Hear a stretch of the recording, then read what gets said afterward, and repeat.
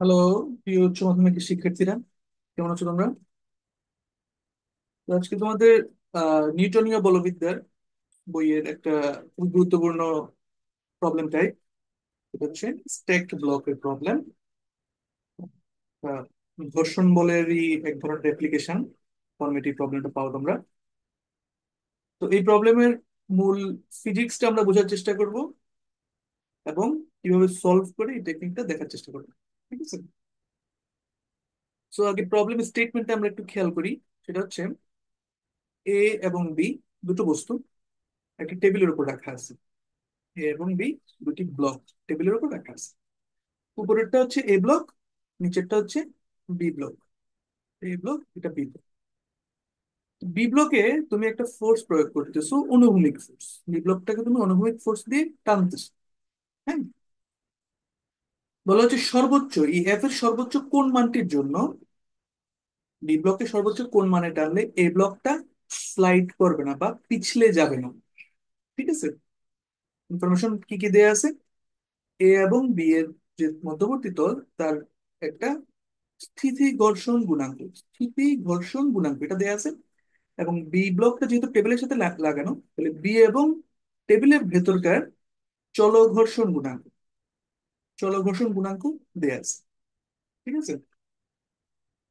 আর বলা হচ্ছে বি এর ভর এর ভরের থেকে বেশি, নিচেরটা বড় এর উপরেরটা ছোট। তুমি থেকে আমরা বুঝতে পারতেছি। এনিওয়ে, তাহলে এই হচ্ছে আমাদের মোটামুটি প্রবলেম স্টেটমেন্ট। এফ এর একটা সর্বোচ্চ মান বের করতে হবে। ঠিক আছে? এখন দেখি এফ এর সর্বোচ্চ মান কেন, কথাটা কেন বলতেছি। প্রথমত এ ব্লকটা স্লাইড করবে। কেন স্লাইড করবে সেটা আমরা আগে ফিজিক্সটা বুঝি। নিচে বি ব্লক, উপরে হচ্ছে এ ব্লক। হ্যাঁ, তুমি চিন্তা করে দেখো তো, আহ একটু কমন সেন্স ইউজ করো। হ্যাঁ, তোমরা যখন কোন একটা এরকম স্তূপ আকারে, ডেফিনেটলি তোমরা অনেকভাবে অনেক কিছু দিয়ে গেম টেম খেলছো বা ছোটবেলায় অনেক খেলছো। একটা বইয়ের উপর আরেকটা ছোট বই রাখছো, নিচের বইটা বা নিচের ব্লকটাকে যদি তুমি একটা জোরে টান দাও, তাহলে কি দেখো উপরেরটা স্লাইড করে এদিকে সরে যায়, রাইট? অনেক সময় উল্টে যায়, উল্টে যাওয়াটা আমরা আপাতত অ্যাভয়েড করবো। উল্টে যাওয়াটা ওই ফ্রিকশনের কারণে অনেক সময় টর্কের কারণে উল্টাই। আমরা আপাতত সেদিকে যাই না। আমরা বলতেছি কি, তুমি বি ব্লকটাকে জোরে টান দিলে কি দেখো, এ ব্লকটা স্লাইড করতেছে বি এর উপরে। তাই না? মূলত স্লাইডটা আসলে কিছুই না, এই ব্লকটার স্থিতি জড়তা, তোমরা স্থিতি জড়তা জানো। এই ব্লকটা তার স্থিতি জড়তার কারণে আগের জায়গায় থেকে যাওয়ার একটা প্রবণতা দেখাবে, রাইট? এখন সেই প্রবণতার কারণে তোমার এই ব্লকটাকে দেখা যায় একটা কি হয়, জায়গায় থেকে যাওয়ার কারণে তুমি মনে হচ্ছে যে বিয়ের উপরে সেটা স্লাইড করছে, রাইট? তার মানে এটা আসলে কি স্থিতিজতার কারণে সেই স্লাইডিং ফোর্সটা ক্রিয়েট হচ্ছে। এই স্লাইডিং ফোর্সটা স্থিতিজড়তার কারণেই ক্রিয়েট হচ্ছে। এখন তুমি একটা ফোর্স এখানে প্রয়োগ করার কারণে দুইটা বস্তুই এ ত্বরণে মুভ করবে, যেহেতু একটা উপরে আর একটা আছে। চিন্তা করে দেখো তো, এটা কখন স্লাইড করবে না, বা কি কেন স্লাইড করবে না? বি ব্লক এবং এ ব্লকের ভিতরের তলটা যদি খুব পিচ্ছিল হয় বা মসৃণ হয়, সেক্ষেত্রে তোমার কমন সেন্স কি বলে সেটা খুব অনায়াসে স্লাইড করবে। অথবা এফ ফোর্সটা দিলা মাত্র সে আসলে আগের জায়গায় থেকে যাবে, রাইট? তার মানে স্লাইডিং ফোর্সটা খুব অনায়াসে হবে। তাহলে এটাকে ঠেকায় রাখবে কিভাবে? বি এবং এ এর ভিতরে তোমার যদি বাধা দানকারী অথবা ফ্রিকশন, ঘর্ষণ যেটা, সেটা যদি পর্যাপ্ত হয়, সেক্ষেত্রে কেবলমাত্র এটা ওই ফ্রিকশনের কারণে আটকে থাকবে এবং এফ এফ দেওয়ার পরেও সে স্লাইড করবে না। ঠিক আছে? তার মানে এইদিকে কোন ফোর্সটা কাজ করতেছে? Frictional force. এবং যেহেতু স্লাইড করতেছে না, আমরা বললাম এটা স্ট্যাটিক ফ্রিকশন বা স্থিতি ঘর্ষণ বল। তাহলে এ বি এর উপর স্লাইডিং বন্ধ হবে একমাত্র স্ট্যাটিক ফ্রিকশন বা স্থিতি ঘর্ষণ বলের কারণে। ঠিক আছে? কারণ ডেফিনেটলি এই এফএস এর মান স্লাইডিং ফোর্স থেকে বেশি হলেই সে কেবলমাত্র সে স্লাইড অফ থাকবে। আর স্লাইডিং ফোর্সের মান যদি এই এফএস এর থেকে বেড়ে যায়, সেক্ষেত্রে সে স্লাইড করে চলে যাবে। এখন স্লাইডিং ফোর্সটা আসলে কি, এটা বোঝার জন্য তুমি একটু চিন্তা করে দেখো। সাপোজ তুমি একটা পিস অফ পেপার, একটা কাগজের টুকরোর মধ্যে যদি তুমি একটা অবজেক্ট রাখো, সাপোজ একটা পাথর রাখছো, কাগজের টুকরাটা যদি খুব জোরে টান দাও, তুমি কি দেখো? পাথরের টুকরাটা জায়গায় রয়ে গেছে। ঠিক আছে? পাথরের টুকরোটা জায়গায় রয়ে গেছে। তার মানে আসলে কি, তুমি পাথরের টুকরাটা তো তোমার যে ফোর্স ছিল তার সাথে সাথে তো যাওয়ার কথা ছিল একই সাথে। তার মানে তোমার ফোর্সের ডিরেকশনের সাথে একটা অ্যাক্সেলারেশন পাওয়ার কথা ছিল সব পাথরের টুকরাটারও। সে জায়গায় থাকা মানে হচ্ছে স্থিতি জড়তার কারণে তার অপোজিট ডিরেকশন স্লাইডিং ফোর্সটা আসলে এই এম এর সমানই। এটার ভর যদি স্মল এম হয়, তাহলে এই এম এর সমানই এখানে স্লাইডিং ফোর্সটার কারণেই সে আসলে কি হচ্ছে, সে জায়গায় থেকে যাচ্ছে। ঠিক আছে? তার মানে একই লজিক আমরা বলতে পারি এই চিত্রে এই ব্লকটার উপরে যেহেতু এ ত্বরণ ক্রিয়াশীল, এই স্লাইডিং ফোর্সের মানটাও কত হবে? এই এম এ ইন্টু এ এর সমান। এই স্লাইডিং ফোর্সের মান এম এ ইন্টু এ এর সমান, এবং এই এম এ ইন্টু এ যতক্ষণ না এই এফ এস এর থেকে বড় হবে ততক্ষণ পর্যন্ত সে স্থির থাকবে। এটা হচ্ছে আমার মূলত ফিজিক্স এখানকার। ঠিক আছে? এখন তোমার কমন সেন্স কি বলছে, এখন তুমি চিন্তা করে দেখো, এফ এর মান বাড়তে বাড়তে কি হচ্ছে, এর মান তুমি বাড়তেছে, অবভিয়াসলি তার স্লাইডিং ফোর্সের মানও বাড়তেছে। এবং একটা নির্দিষ্ট মানের পরে দেখা যায় স্লাইডিং ফোর্সের মান এই এফএস এর থেকে বেড়ে যাচ্ছে, এবং তখনই সে স্লাইড করা শুরু করবে। আমার দরকার হচ্ছে সেই টার্মিনাল পয়েন্টটা, সেই মার্জিনাল পয়েন্টটা, যখন এফ এর একটা নির্দিষ্ট মান, সেই ম্যাক্সিমাম ভ্যালুটাই আমাকে খুঁজে বের করতে হবে। দেখো নিচের ব্লকটি সর্বোচ্চ কত অনুভূমিক বলে। ঠিক আছে? এই এফ ম্যাক্সটাই আমাকে খুঁজে বের করতে হবে। লজিকটা বুঝতে পারছো? এই এফ বাড়াতে থাকলে এর মান বাড়বে, অর্থাৎ স্লাইডিং ফোর্সের মান বাড়বে। তার মানে এই এফএস টা তো একটা নির্দিষ্ট মান, এই এফএস এর মান একটা পর্যায়ে স্লাইডিং ফোর্সের মান এফএস এর মানের থেকে বাড়া মাত্রই উপরের এই বস্তুটা স্লাইড করা শুরু করবে। ঠিক আছে? ওকে, তাহলে আমরা মূলত ফিজিক্সটা বুঝলাম, কেন এই প্রশ্নটা এইভাবে আমাদেরকে জানতে চাইছে, এবং এফ এর কেন ম্যাক্সিমাম ভ্যালু এই কথাটা বলা হয়েছে। ঠিক আছে? সো এখন আমরা প্রবলেমটাকে ভেঙে ফেলি, আমরা সলভ করব। কিভাবে করবো আমরা দেখি। আমরা প্রথমে দেখি এই বি বস্তুটা উপরে এই বস্তুটাই বসাই দিলাম আবার, রাখলাম এখানে। তাহলে বি বস্তু, এখানে এই বস্তু। এখন বি বস্তুটা তুমি কি দিচ্ছ? ফোর্স দিচ্ছ। ঠিক আছে? তাহলে বি বস্তুটা চিন্তা করে টেবিলের উপর আছে, এটা একটু টেবিল, টেবিলের উপর বি বস্তুটা আছে, তার মানে টেবিলের এবং বি বস্তুর মাঝখানে একটা ঘর্ষণ বল থাকবে, একটা ঘর্ষণ কাজ করবে। সেটা কিভাবে কাজ করবে দেখো, এই ঘর্ষণ গুণাঙ্কটা সেখানে ইমপ্যাক্ট। ঠিক আছে? টেবিল এবং বি ব্লকের মাঝের তলের, ইন্টারেস্টিংলি দেখো এটা কিন্তু চল ঘর্ষণ গুণাঙ্ক, আর এ এবং বি যেটা, সেটা ছিল স্থিতি ঘর্ষণ গুণাঙ্ক। এখন লজিকটা ক্লিয়ার হয়েছে? কেন? কারণ এটা তো স্থির থাকার জন্য আমাদের কাজ করে যেতে হবে, সে কারণে স্থিতি ঘর্ষণ গুণাঙ্ক দিয়ে স্থিতি ঘর্ষণ বলটা বের করতে হচ্ছিল এফএস। আর টেবিলের উপর যেহেতু বি ব্লকটা চলতেছে, তার মানে এখানে আমাকে এফ কে অ্যাপ্লিকেবল হবে তার বাধা দানকারী বল হিসাবে। গতির বিপরীতে এই এফ কেটা কাজ করবে কার উপর? বি ব্লকের উপর। এই বি ব্লকের উপর আহ একটি চল ঘর্ষণ বল এটাকে বাধা দিবে। ঠিক আছে? এখন তুমি চিন্তা করো বি ব্লকের দ্বারা টেবিলের উপর টোটাল প্রযুক্ত বল কত? এমবি ইন্টু জি। ঠিক আছে? কিন্তু বি ব্লক যেহেতু ঘাড়ের উপর একটা এ ব্লক নিয়ে আসতেছে, এ ব্লকটা তার ঘাড়ের উপর আছে, তার মানে এ ব্লকের পুরো চাপটাই আসলে বি এর উপর দিয়ে টেবিলের উপরে কাজ করবে। কথা বুঝতে পারছো? তার মানে এম ইন্টু জে ফোর্সটা আসলে বি ব্লকের ভিতর দিয়ে টেবিলের উপর কাজ করবে, এবং বি ব্লকের উপরে যে প্রতিক্রিয়া বল যেটা, যেটাকে আমরা বলতেছি আর বি। আর বি মানে কি? বি ব্লকের উপরে টেবিল কর্তৃক প্রতিক্রিয়া বল যেটা, সেটা আসলে কি, এই দুইটা M A G R M B জি এর যোগফলের সমান হবে। এটা বুঝছো নাকি বলো?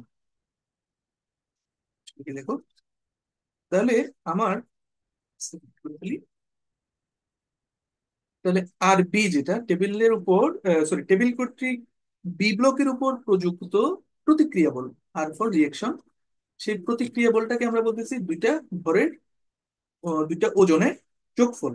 কারণ এই ব্লকটা বি এর ঘাড়ের উপর যেহেতু, সেই বি মানে বি এর উপর দিয়ে আসলে কি টেবিলের উপরেই এই প্রেশারটা দিচ্ছে, তো টেবিল যখন প্রতিক্রিয়া দিবে, সে দিবে ইমিডিয়েটলি দেখ বি এর উপর দিবে, কিন্তু দিবে আসলে দুইটা ওজনই দিবে।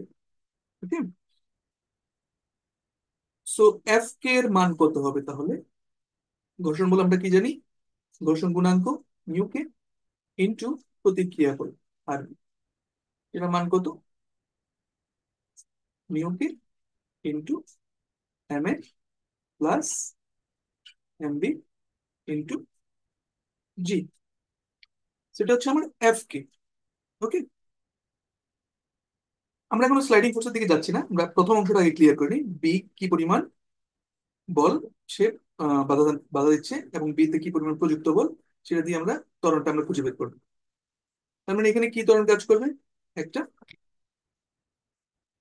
এ ত্বরণ কাজ করতেছে, বি ব্লকটা এ ত্বরণে যাচ্ছে, তার মানে এখানে নিট বল কত? এফ মাইনাস এফ কে সমান কত হবে? এম বি ইন্টু এ। ঠিক আছে, এফ মাইনাস এফ কে হচ্ছে এম বি ইন্টু এ। বি বস্তুর উপর, বি বস্তুর ত্বরণের রাশিমালা হচ্ছে এটা। ঠিক আছে, তাহলে এখানে আমরা দেখতে পাচ্ছি এফ মাইনাস এফ কে আমরা যদি একসাথে এফ এরটাকে একদিকে রেখে অন্যদিকে যদি এটাকে পার করে দিই, তাহলে কি আসতেছে? Plus F K which is, তো আগে বের করে রাখছি আমরা, M into A plus mu K into M A plus M D into জি। ঠিক আছে, এটা হচ্ছে আমার যে ফোর্সটা দিয়ে টানতেছি সেটা। এখন দেখো, এটার মান ম্যাক্সিমাম কখন হবে? যখন নাকি এটা স্লাইড করবে না, তখন এই এফ এর মান ম্যাক্সিমাম কত হবে সেটা আমরা দেখি। তাহলে এখন আমরা প্রথম পোর্শনে ফেরত যাই, আবার আমরা ডায়াগ্রামটা আবার আঁকি। বি ব্লকের উপরে এ ব্লক রাখা, তাহলে এ ব্লকটা আসলে কি? তার স্লাইডিং ফোর্স এইদিকে, যেটার মান হচ্ছে এম এ ইন্টু এ, প্রথমে আমরা জানি। আর তাকে বাধা দিচ্ছে কি? F S. ঠিক আছে, এখন এই এফ এস টা কে কিভাবে তৈরি হয়েছে? এফ এস টা তৈরি হয়েছে আসলে এ এবং বি ব্লকের মধ্যবর্তী তলের ঘর্ষণ গুণাঙ্কের কারণে। এই ব্লকটা কিন্তু টেবিলের উপর, টেবিলের সাথে সরাসরি ভাবে কানেক্টেড না। এই ব্লকটা সরাসরি কানেক্টেড কার সাথে? বি ব্লকের সাথে। তার মানে বি ব্লকের এবং এই ব্লকের মধ্যবর্তী যে তল, তার ঘর্ষণ গুণাঙ্ক, তার একটা ফ্রিকশনাল প্রপার্টি বা ফ্রিকশনাল ধর্মের কারণেই এই অ্যাটাচটা ক্রিয়েট হয়েছে। সেই ফ্রিকশনাল ধর্মটা হচ্ছিল কি? স্থিতি ঘর্ষণ গুণাঙ্ক দিয়ে রেগুলেট হচ্ছে। এখন এই এফ এস এর মান এম এর ইন্টু এর থেকে বড় হলে এটা স্লাইড করবে না। যখন নাকি এম এ ইন্টু এর মান, স্লাইডিং ফোর্স এর মান এফ এস এর মানের থেকে বড় হয়ে যাবে, তখনই সে কেবল স্লাইড করা শুরু করবে। ওকে, তার মানে মার্জিনাল পয়েন্ট আসলে কি দুইটাই সমান হবে? কারণ এম ইন্টু এ এর মান বাড়তে বাড়তে একটু, এফ এর মান বাড়লে অবশ্যই দেখতেই পাচ্ছ এর মান বাড়তে থাকবে। এর মান বাড়তে বাড়তে একটা পর্যায়ে কি হচ্ছে?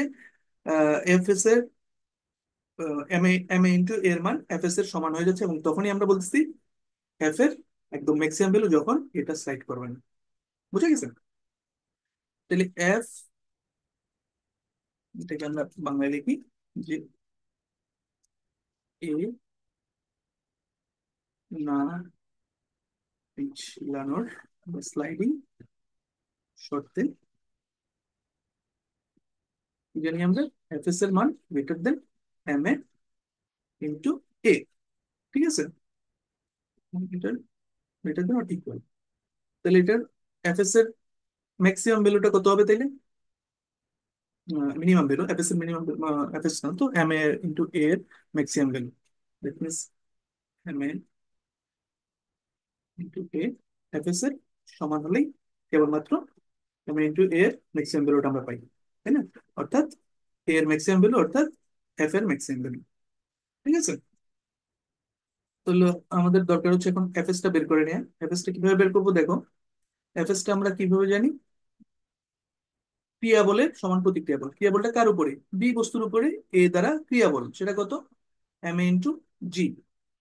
ঠিক আছে, তাহলে এই বস্তুটা বি বস্তুর উপর, কিন্তু বি বস্তু কি পরিমাণ ক্রিয়া বল দিচ্ছে? এম ইন্টু জি। ঠিক আছে, তাহলে তার প্রতিক্রিয়া বলও কত হবে? আর এ হবে এম ইন্টু জি। তাহলে এফ এস কত হবে? Mu S into M A into জি। বুঝতে পারছো? তাহলে আমরা সেইটাই আমরা এখানে যদি ব্যবহার করি, আমরা কি পাই?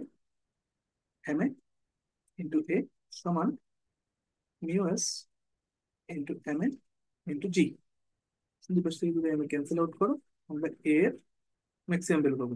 তাহলে এটাকে আমরা লিখি এ, যখন নাকি এ ম্যাক্স, এ ম্যাক্স, হ্যাঁ, এ না ক্যাপিটালে মানে বস্তুটা না পিছলানোর শর্তে এই ত্বরণের ম্যাক্সিমাম ভ্যালুটা হচ্ছে এটা। তাহলে এর